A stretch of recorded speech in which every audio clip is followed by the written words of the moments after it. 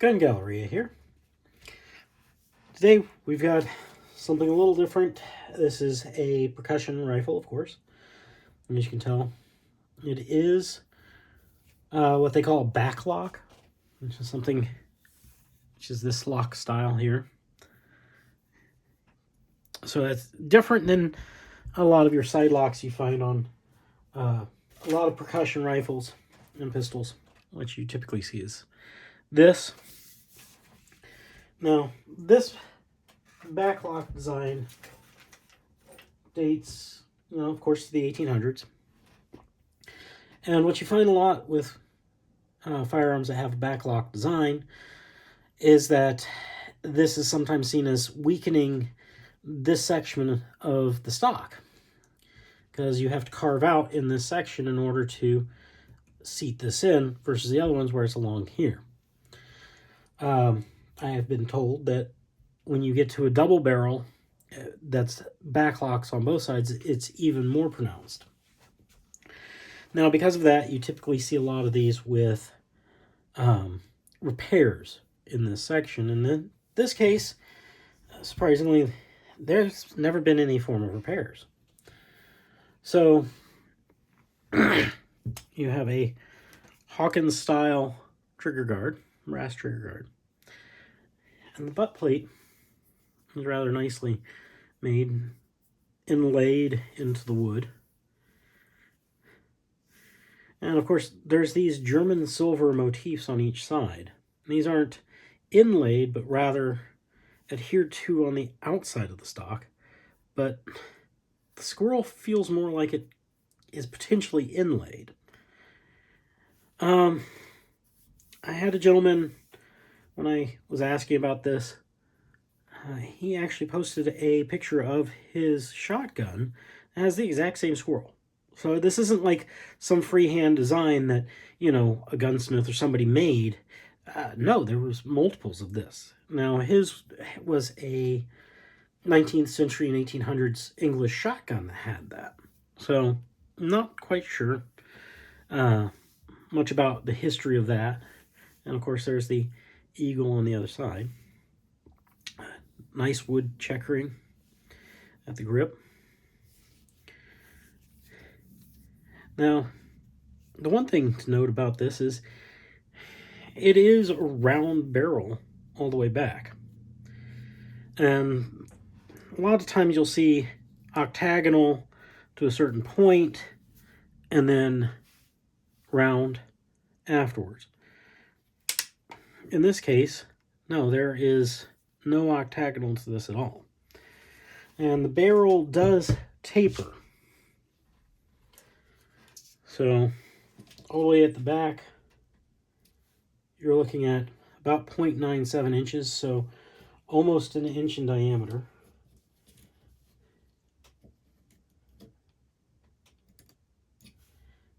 You know, 0.95 to the end, which is 0.78. So it does taper quite a bit from one end to the other. This is a rifled barrel. This is not a smoothbore. And this cap and this ferrule or whatever underneath here are pewter.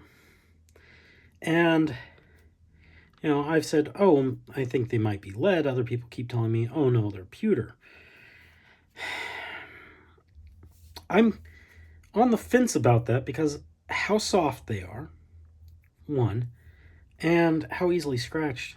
I mean, this doesn't have that kind of pewter effect. I mean, it's rather soft. Of course, this here's brass, and these for the ramrod are actually soldered steel along this soldered rib along the underside. Now, I have been discussing with the gentleman about potential history, when this may have been made, things like that. And, usually you look for markings. I've had the side lock off, and there is nothing behind here. There is no name on the outside, no letters, numbers, or anything inside. And for some reason, the hammer appears to have been chromed at one point. I think somebody may have been trying to prevent corrosion or something. Otherwise, the only other marking on here is a faint 4-digit number stamped in the barrel of 1858. I'm not necessarily going to say, oh, hey, bingo, there's your year of manufacture or any of that. A number is a number until you have proof that it means something else.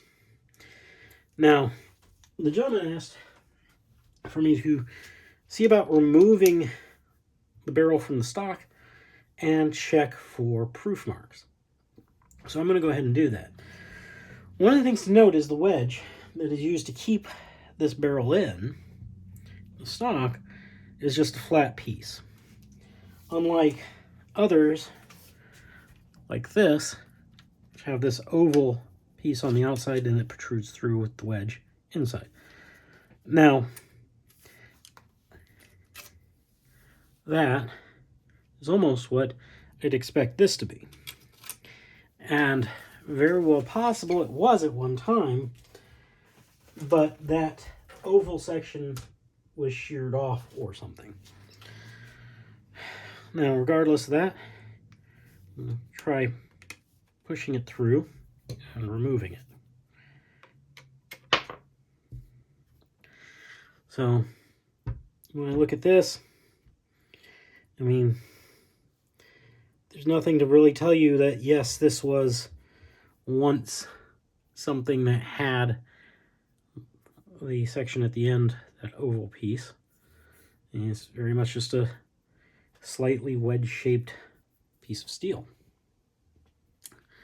So now that that's been removed, we can then carefully remove the barrel from the stock. And it is hooked in at the back. So here you go. Again, no markings. And the reason that I'm of the mind that this is not pewter is there's a potential that this was not always a half stock or partial like this, but a full stock. Okay, and then this was added with the thimbles, gimbals, whatever, to hold the cleaning rod. And the reason I say that is when I'm looking at the end here, you see how it comes up through the wood, of course, and that's perfectly fine. But one thing to note is the jagged nature of the end of the wood. I mean, this isn't cut smooth, flush, carved, nothing. And the fact is, the metal forms around that jaggedness. It doesn't sit over it or behind it. It actually fits into that jagged shape. So this would have been poured. I highly doubt that this is actually pewter. I could be wrong, but just based upon the way it's made, I find it hard to believe. And when you come here, you see the same thing. You know, this just does not strike me as being pewter. Now, so the gentleman was asking me to look for marks on the barrel. And to be honest with you, there are none. I mean, there's not a single mark, no hallmarks, no proof marks, no maker's marks, nothing. I mean, there's no marks for the rest of the length of the barrel either. And the way this is worn tells me this is the style of stock that has been on it for a very long time. You know, whether it was longer at one point in history, that's a possibility. There's the plug, the hooked end. So, yeah, there's no markings to this rifle. The only marking on this entire rifle is that singular mark of a 4-digit number of 1858.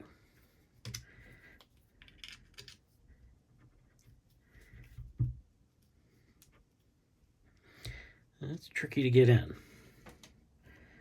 I know I've had this part before, but not necessarily going to get a hammer out right now.